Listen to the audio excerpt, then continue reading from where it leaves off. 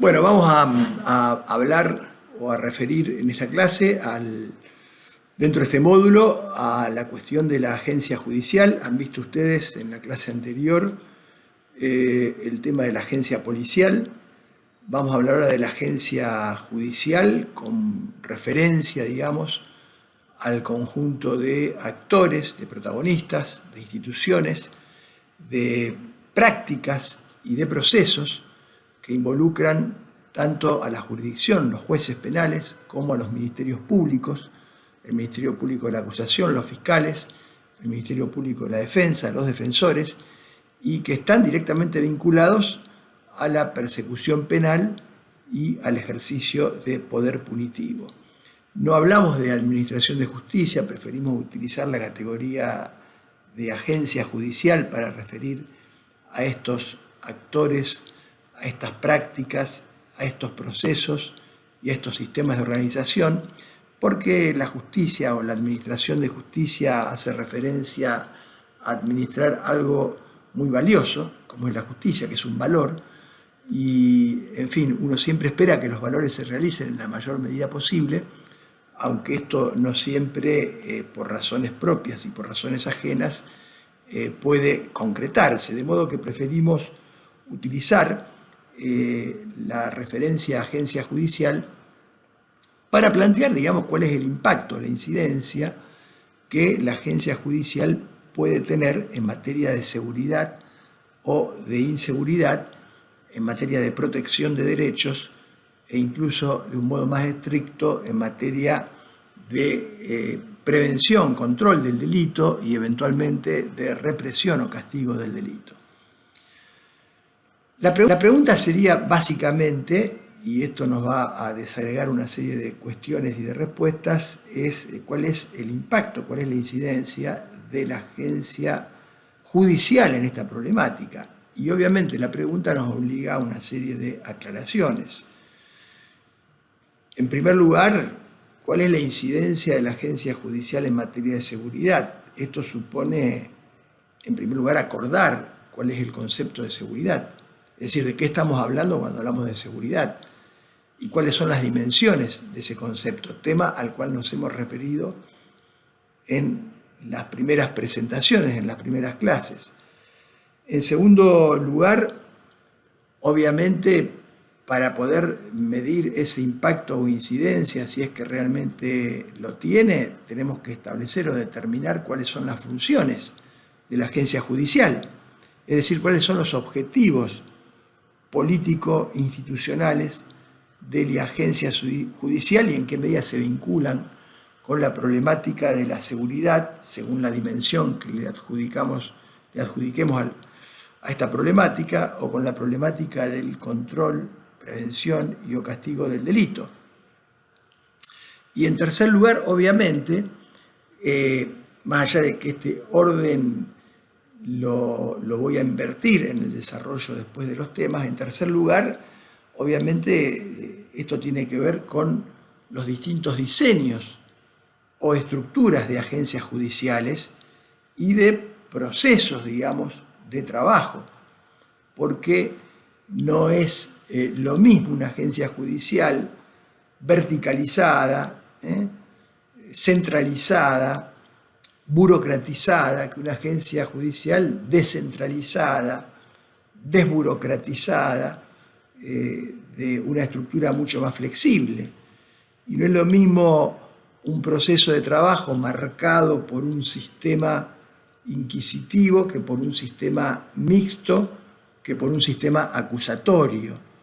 De modo que esta salvedad hay que hacerla, porque incluso estos sistemas han tenido objetivos diversos a lo largo de sus desarrollos históricos.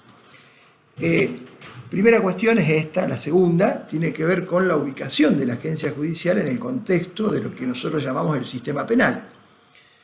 Es decir, qué lugar ocupa la agencia judicial como subsistema dentro del sistema penal. Cuidado que cuando hablamos del sistema penal no estamos hablando de un sistema en un sentido, digamos, sistémico, valga la redundancia, porque, sino que estamos hablando de sistema en el sentido de conjunto de entes, de conjunto de procesos, de prácticas, porque si uno repara en los componentes del sistema penal, se van a dar cuenta de que el sistema tiene muy poco, en el sentido de que cada uno tiene su propio discurso hacia adentro y hacia afuera, y cada uno se maneja como puede y en alguna medida bastante desconectado entre los distintos componentes del sistema.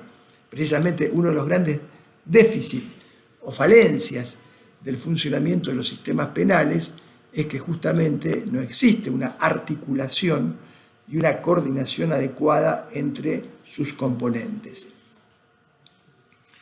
El sistema penal es el conjunto de entes, el conjunto de agencias y el conjunto de normas y procesos que concurren en la producción de los procesos de criminalización primaria y de criminalización secundaria, o que convergen a la producción de estos procesos. Conjunto de entes, conjunto de actores, de agencias y de normas que concurren a la producción de los procesos de criminalización primaria y secundaria, o que convergen en la producción de estos procesos. Para poder explicar esto, primero tenemos que saber, y seguramente ya lo han visto, qué es un proceso de criminalización primaria. El proceso de criminalización primaria consiste en la actividad que desarrolla una agencia del Estado, una agencia política, de resolver o de decidir en un momento determinado que determinada conducta o acción debe ser considerada un delito y por lo tanto se la debe tipificar en el Código Penal y se le debe conminar una pena. Este es el proceso de criminalización primaria, es decir, la decisión política de que una o varias conductas dejen de estar en la zona de libertad, dejen de estar regidas por la regla de la libertad y pasen a ser consideradas conductas delictivas y por lo tanto a ser conminadas con una pena.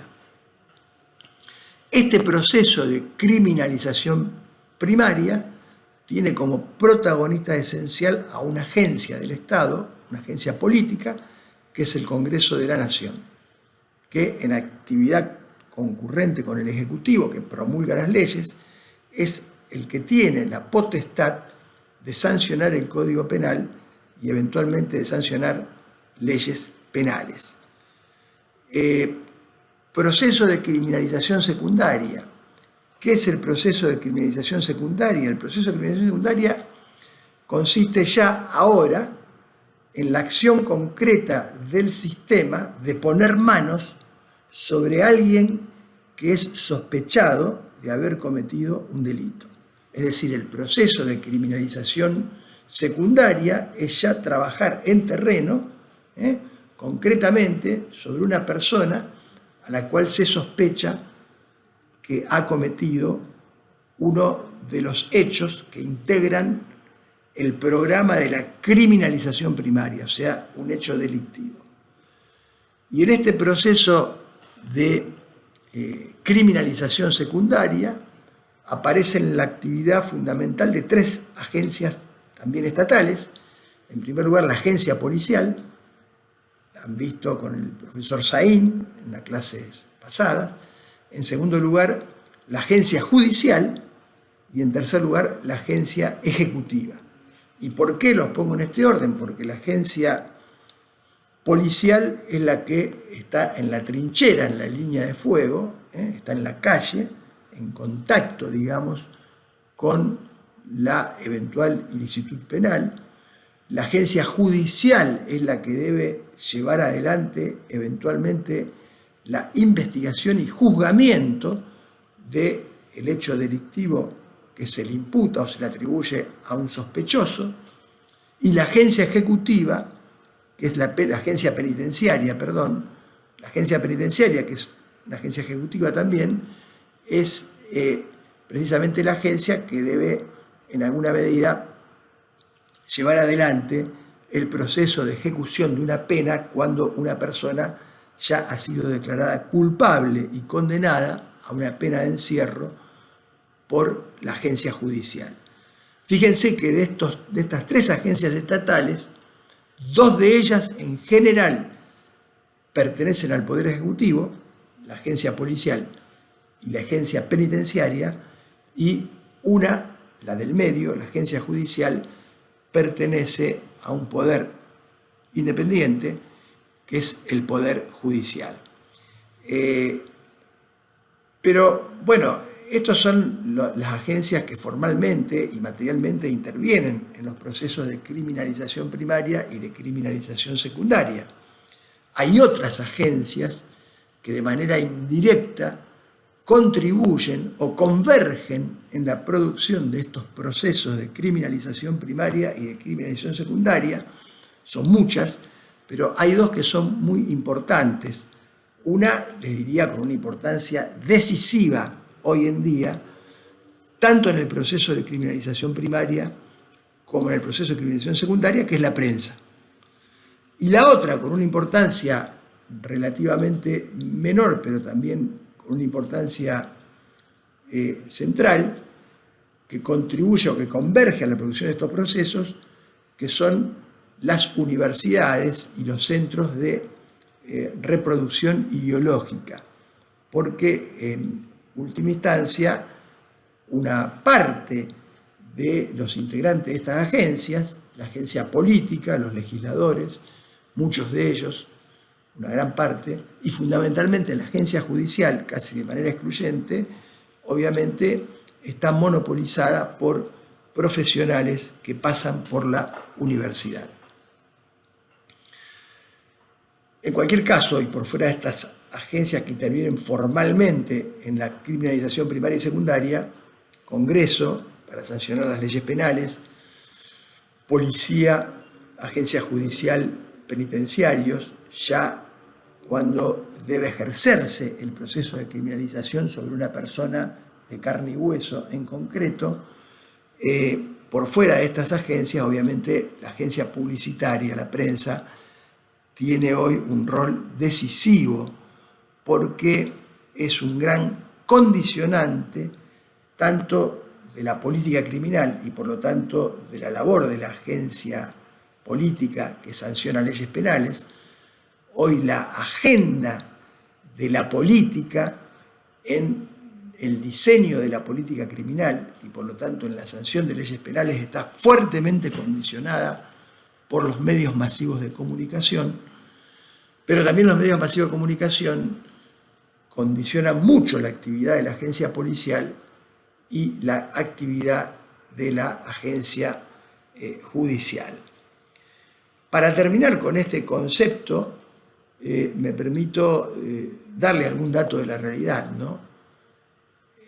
Hoy en la República Argentina, obviamente, tenemos un programa de criminalización primaria enorme, como producto de todos los procesos inflacionarios, es decir, de la expansión punitiva, de la huida hacia las penas, de la utilización del sistema penal casi como no último recurso, sino como un primer recurso frente a la conflictividad.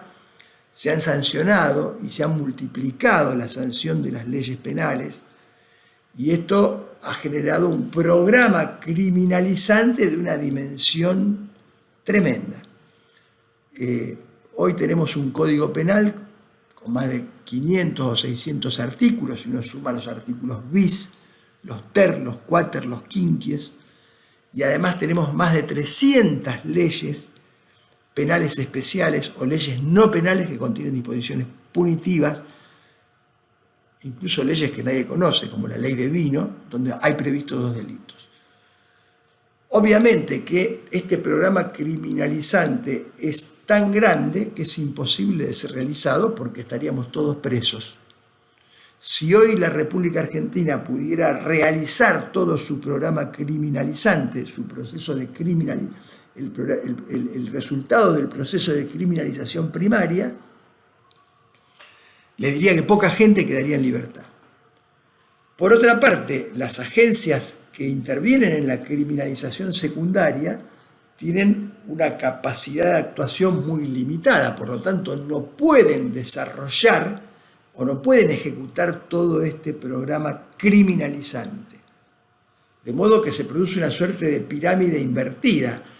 Acá arriba tengo una base enorme, como base superior, de hechos que son considerados delitos, pero a medida que voy bajando a la realidad y a los procesos de criminalización secundaria, veo que las agencias que deben intervenir en estos procesos, policía y en segundo lugar agencia judicial, su capacidad de respuesta es tan limitada que de todo este programa solo se termina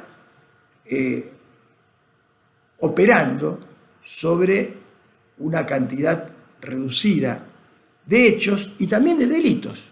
Porque fíjense que a pesar de la gran cantidad de delitos que están tipificados, si ustedes van a un centro de justicia penal, van a ver que los fiscales, defensores y los jueces se manejan con una veintena de delitos.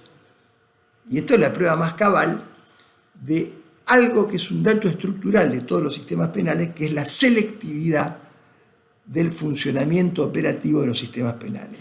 Los sistemas penales son selectivos, no tienen alternativa, funcionan selectivamente, no pueden realizar todo el programa criminalizante y por lo tanto terminan seleccionando unos pocos casos que son los que en última instancia se colocan en la vidriera y se visualizan en lo que sería el proceso de criminalización secundaria. ¿Cómo se hace esta selección? No se hace ni por razones ideológicas, ni por razones de clase, ni por razones conspirativas. Esta selección hoy en día se hace por razones netamente burocráticas. Se funciona como un burócrata en el sentido peyorativo de la categoría. Y el burócrata, ¿qué hace siempre? Hace lo más cómodo, y lo más cómodo es lo más fácil. El burócrata no se complica la vida. Por lo tanto, a la hora de seleccionar hechos delictivos, la policía, ¿qué hace? Selecciona los hechos más fáciles, no los hechos más complejos. Selecciona el delito tosco y que responde a un estereotipo. Y el delito tosco y que responde a un estereotipo, normalmente el delito de los sectores más vulnerables, porque son sectores que no han tenido entrenamiento para delinquir de otra manera, vaciando una empresa, por ejemplo, y generando múltiples daños en la economía regional y en muchísimas familias, porque no tienen capacidad. Están entrenados para llevar una 9 milímetros y además tienen un estereotipo que en alguna medida es preconfigurado, incluso por los medios masivos de comunicación, el pibe del barrio marginal, el pibe chorro, el que anda con gorrita, con la moto.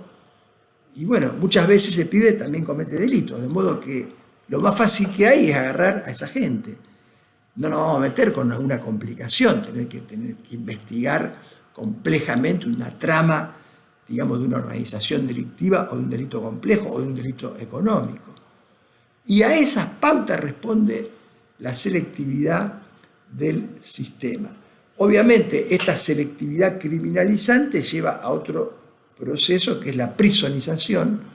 En general, se trata de hechos callejeros violentos a los cuales el legislador le ha combinado penas altísimas para asegurarse la privación de la libertad, pero también el sistema penal tiene otra característica, que es el proceso de victimización, porque no solo es selectivo con la criminalización, sino que también es selectivo con las víctimas.